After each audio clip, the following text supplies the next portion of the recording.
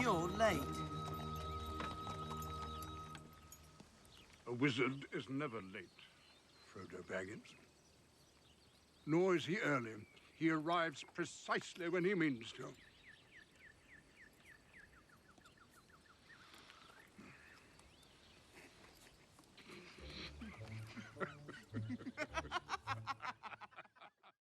What happens when you put the Lord of the Rings and sandwiches in the same sentence? Does second breakfast come to mind? If not, it just might by the time I finish this video. So grab a seat and join us on a journey across Middle-earth.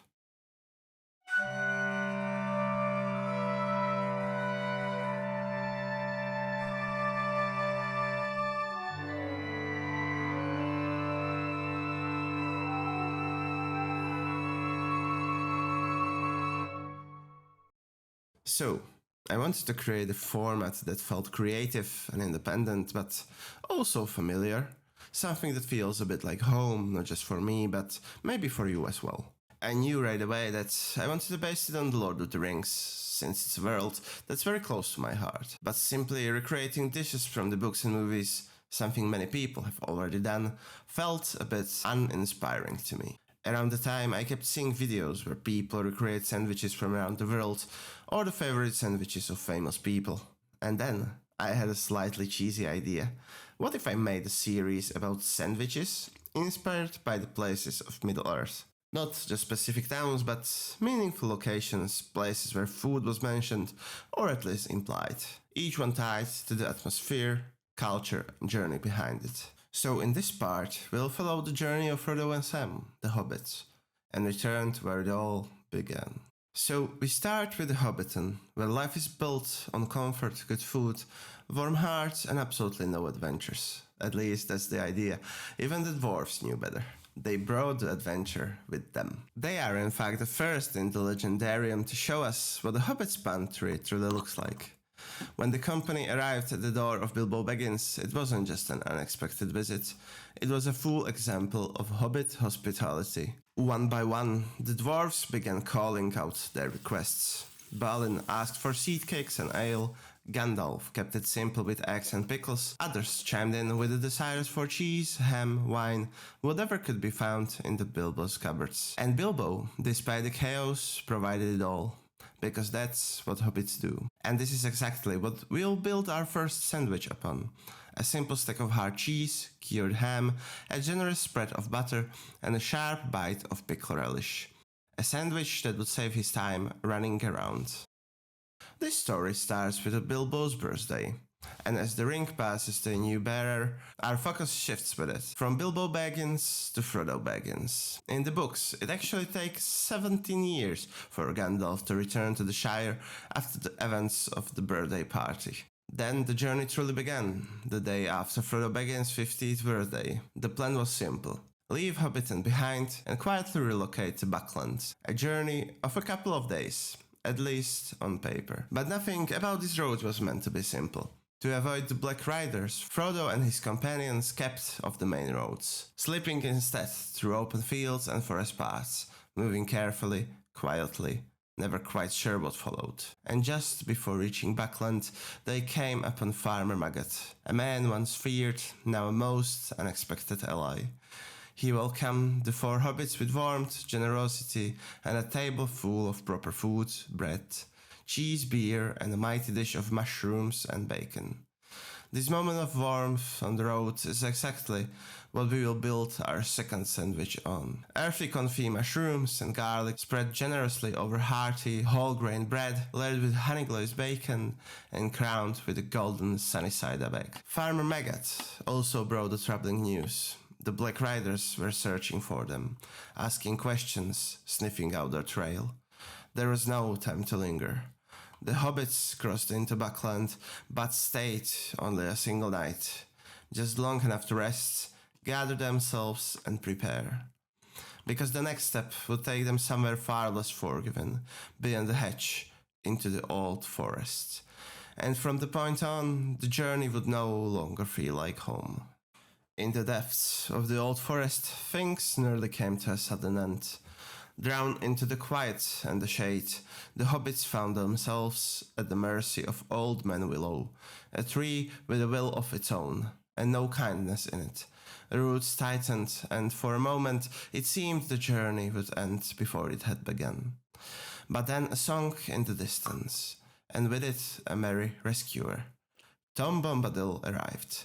As strange and cheerful as the forest was dark, he drove the danger away, and welcomed the hobbits into his home, where the world felt light again, untouched by shadow. And as always, comfort came in the form of food. He set before them a generous feast consisting of yellow cream, honeycomb, white bread with butter, fresh milk, cheese, green herbs, and ripe berries. And this is exactly what we'll build our third sandwich upon. Not the sturdy comfort of Buckland, nor the rustic generosity of Fire Maggot, but something different altogether.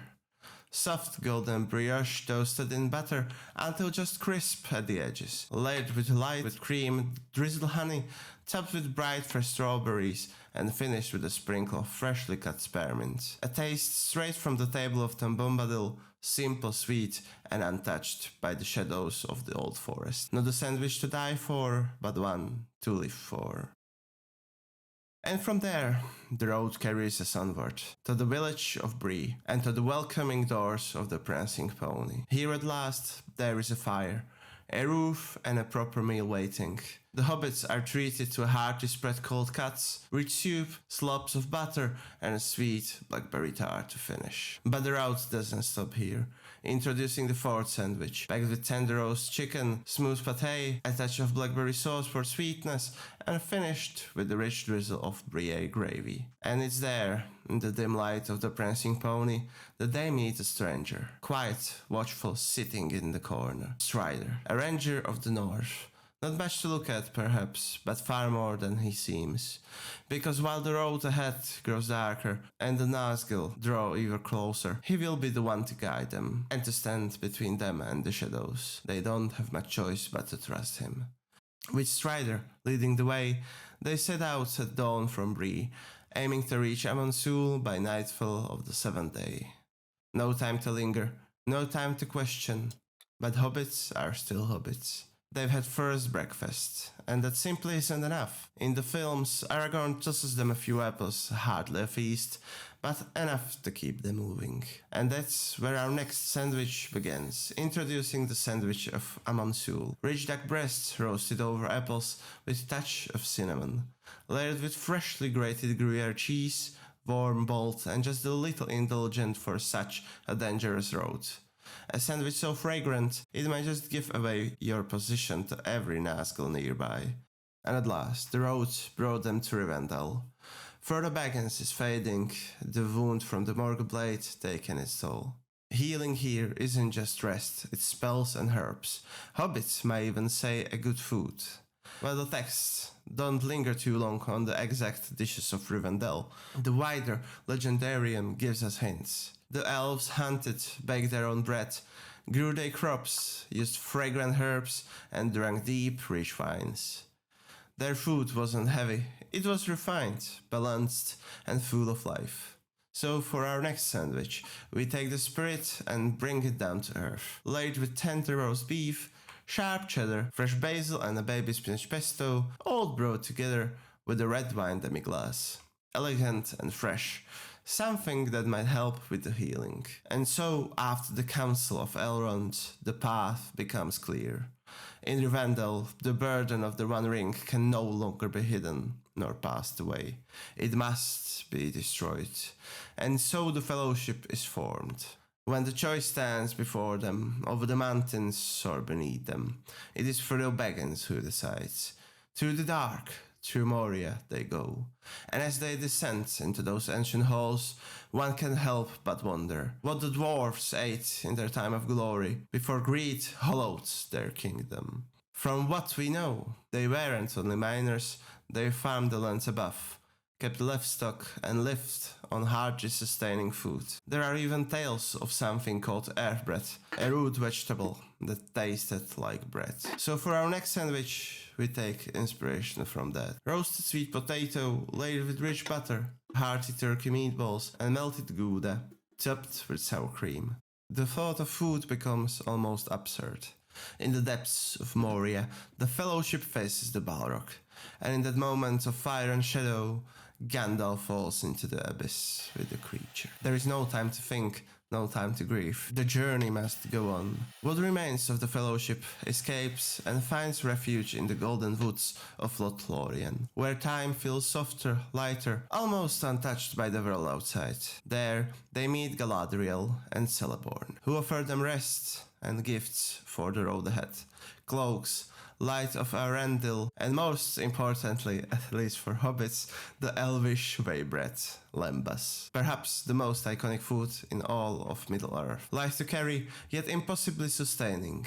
One bite enough to keep a grown man traveler going for a full day. So naturally, we turn it into a sandwich. Introducing the sandwich of Lothlórien. A soft cake-like lembas base, layered with creamy cheese, delicate mortadella, crisp cucumber, fresh Chinese cabbage, and a firm, salty hard cheese to finish. If a single bite of lembas can sustain a man for a day, this one might just carry you for a week. After the breaking of the Fellowship, only two remain to carry the burden of the One Ring. The road divides, and in that moment, Boromir, once tempted by the ring, finds redemption, falling as a hero while defending those he swore to protect. Frodo Baggins slips away, choosing the path alone, but never truly alone. Samwise Gamgee follows, as he always does. Their journey grows harsher, stranger, as they are joined by Gollum, a creature twisted by the ring, yet once not so different from a hobbit. Together they reach Ithilien, a land that still remembers its former beauty, once crowned by Minas Ithil, now fallen into shadow as Minas Morgul. There among the woods they encounter a band of Gondorian rangers led by Faramir, brother of Boromir. And even here, on the edge of war, food finds its way back into the story. Gollum, ever restless, hands for fish. Elsewhere, a humble rabbit stew with herbs and potatoes simmer over a fire. So for our sandwich, we take these moments, simple, resourceful, and shape their survival. Introducing the last creation of the journey. A soft potato bread roll layered with sharp horseradish dressing, pickled asparagus, and rich smoked salmon. A sandwich born in the wild, that even Gollum might crave, if only to admit that the cooking was worth it. And this is the end of our journey for today. There is still a road that leads to Mordor, but it is no longer a single path. The Fellowship has broken, its members scattered, each now walking their own road, facing their own trials, carrying their own stories forward. And those paths, there are many more yet to follow, and we will return to them in some time. Thank you for watching this video. It took me quite some time to finish, so I really hope you enjoyed it. Please let me know in the comments, maybe even like or subscribe. This one I am really proud of.